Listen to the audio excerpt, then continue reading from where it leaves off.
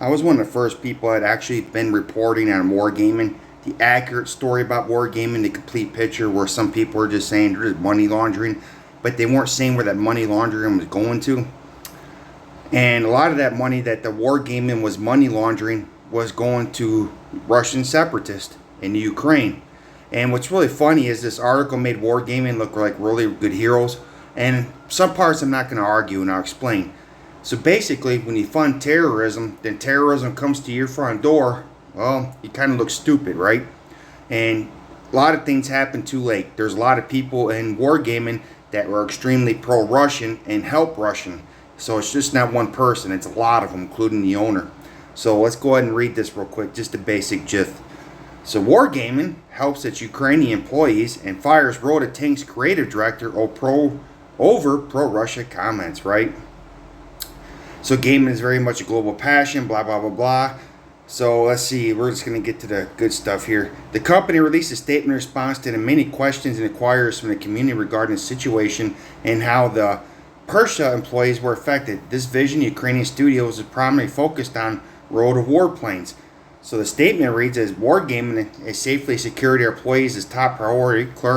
Currently, all available company resources are helping supporting our 550 colleagues from this area. So they had one of their main areas that prioritized Rota planes was under threat from a Russian invasion, and what they did is they helped them move, get new accommodations to their complete family. I don't have a problem with that. I think that's great, right? So Wargaming effort goes to the acknowledge the situation in Ukraine and announces a donation of $1 million to Ukrainian Red Cross in order to support Ukrainian hospitals and doctors, in addition to displaced citizens and other care needed in the people. One of the things they didn't mention in the article, including the FBI investigation into Wargaming, was just how much money was funded in money laundering. Because I'm just curious if the $1 million was more.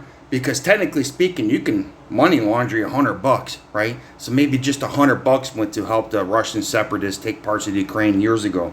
Maybe, okay? It really doesn't specific like how much money was being spent.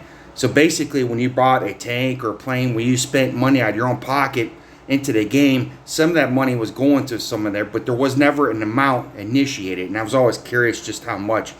Some of the focus, however, has also fallen to the former Rota Tank's creative director, according to PC Gamer, who made repeated comments in support of Russian actions. I kept telling people that what was going on before this was happening.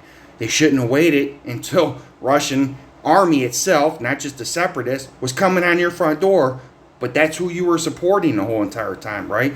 So apparently in Wargaming, they have split people that understand freedom, and you got other people who are supporting Putin, literally supporting Putin. So Wargaming has helped with humanitarian and other significant causes before. One recent campaign helped organize for veterans of PTSD, canines, and warriors. I have no problem with that. I think everybody should. To obtain service dogs to help them live better. I have my own dog because I got PTSD, but he's not trained, and this is something I just do with him and he and me. He's just a good match for me. So dogs do help with PTSD. You bet they do. So the new images show so many fleeing. It's a reminder that we are gaming global lives and billions of dollars trade in hands of businesses every year. There's always a human component that we can never forget.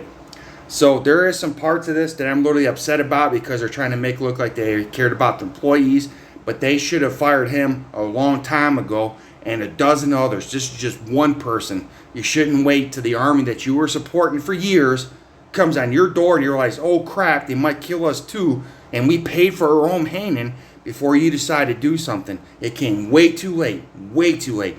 I believe in preventive maintenance, preventive measures, not afterwards. But I'm not complaining too much because at least they did the right thing at that situation when they helped their employees. So hopefully all the employees are okay. Hopefully their families are. And yeah, it's something else, man. Wargaming, some of you thought I was overreacting. No, I wasn't overreacting. Wargaming has very front and center what's going on in Ukraine, and it's been that way for a long time.